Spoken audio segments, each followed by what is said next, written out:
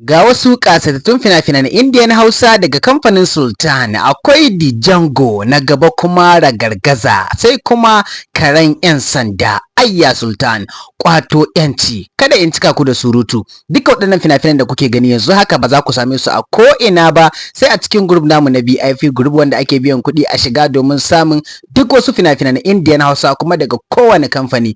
Ko yau aka saki fim ɗin Indiyan Hausa ba za ka same shi a ko'ina ba kamar da yadda aka saba sai a cikin group namu na Indian Hausa wanda ake biyan kuɗi a shiga domin samun kowace fasara kuma daga kowane kamfani. Yanzu haka da a ce kana cikin group namu duk waɗannan fina-finan da na lissafa muku ga sunan a jere, Django ne, Ragargaza, Karen 'yan sanda har ma wanda ban kawo muku tallan su ba to duk za ku same su a cikin group namu. Yanzu haka da a ce kana cikin group din daga gefen wannan bidiyon za ka ga sunan fina-finan nan kuma kowanne da megansa. Daga ka latsa wannan kibiyan za ka ga fim ya juya, kibiyan ta juya, fim ya sauka akan wayarka. Za ka iya zuwa kuma ka kalle shi kuma za ka iya tura ma duk wanda kake so ka tura ma. Don haka ina 'yan downloading, ina masu kallon ɗaya wannan damar ta ku ce. Kamar da yadda yanzu kowa ya san cewa ba a samun fina-finan Indian Hausa a ko ina.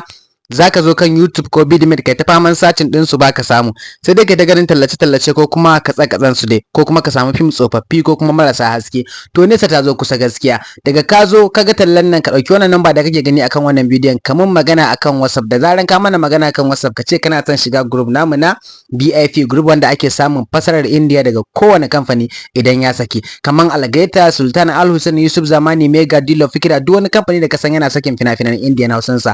To muddin ka zo ka biya kuɗin ka shiga group namu to duk zaka dinga samun fasara ko yau ta fita. Ga number da zaka ɗauka kawai ka yi magana kai tsaye nan ba ɓata lokaci.